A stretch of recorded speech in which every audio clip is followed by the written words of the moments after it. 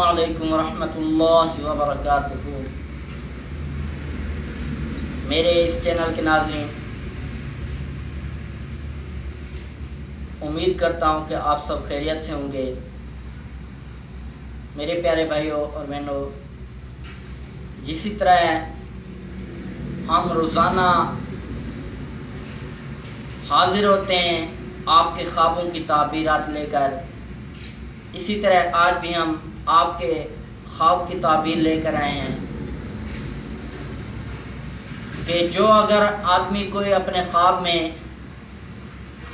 شیشہ دیکھے کہ وہ خود شیشہ دیکھ رہا ہے، تو تعبیر ہے اس کی کہ وہ آدمی پریشانی کی حالت میں ہوگا، یا پھر اسے کسی قسم کی کوئی پریشانی ملے گی اور اسی پریشانی کی وجہ سے وہ بیمار ہو جائے گا۔